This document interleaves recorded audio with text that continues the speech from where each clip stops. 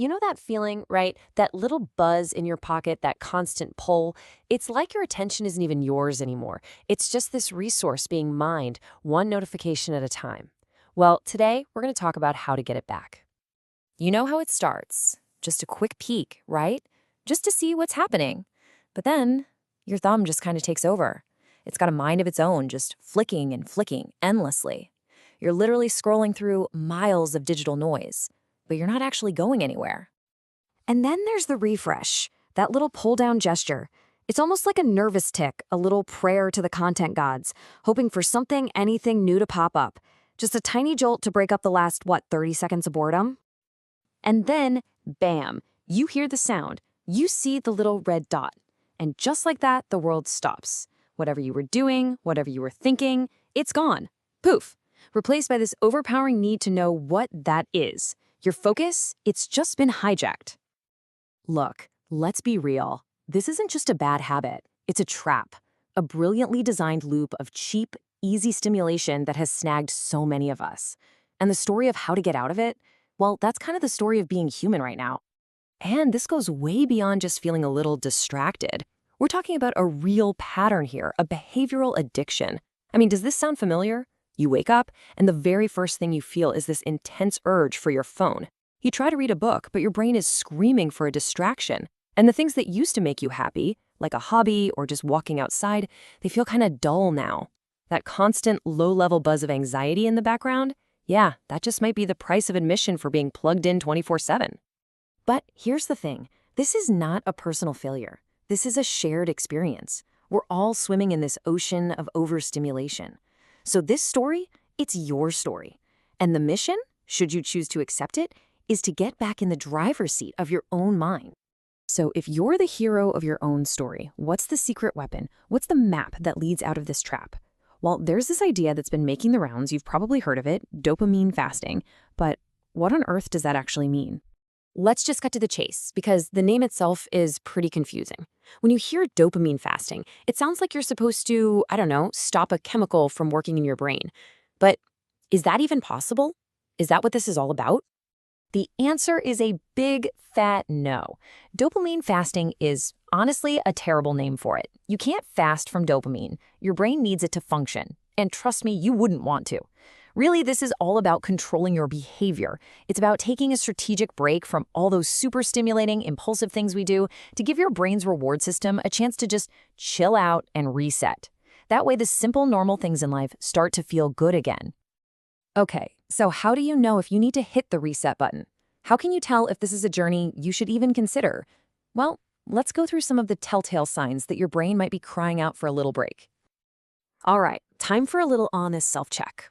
Do any of these hit a little too close to home? You feel the slightest bit bored or down, and bam, your hand is already reaching for your phone for a quick hit. Trying to focus on one important thing feels like wrestling a greased pig.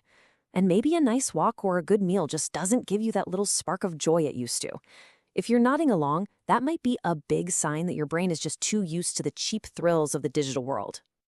Now, we have to be super crystal clear about something here. This is really important. Dopamine fasting is an awesome tool for building self-discipline and getting your focus back, but it is not a medical treatment. It's not a cure or a substitute for professional help if you're dealing with something like clinical depression or ADHD.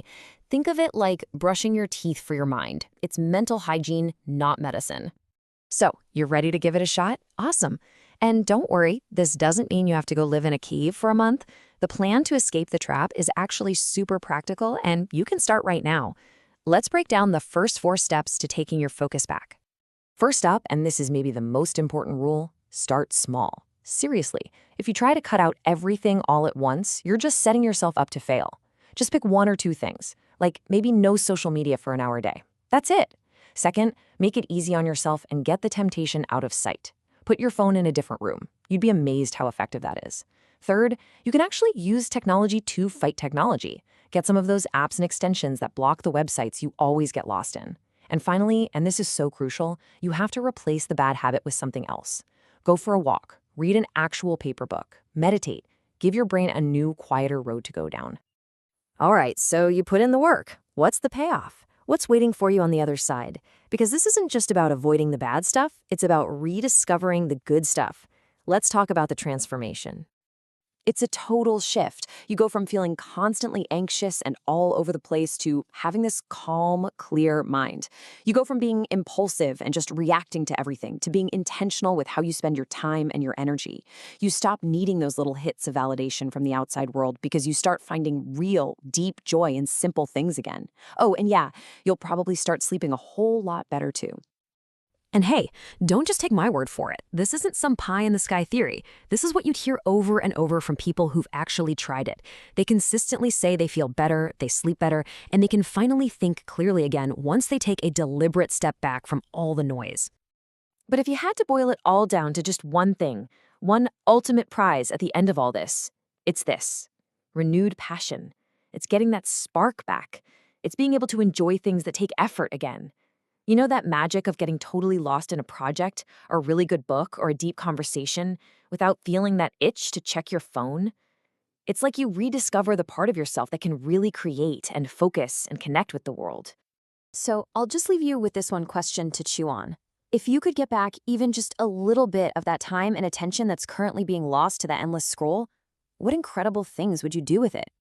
Hey, if this explainer helped you out and you're ready to start your own quest for focus, do us a solid and hit that subscribe button. We break down big ideas like this one every single week. Thanks for your attention.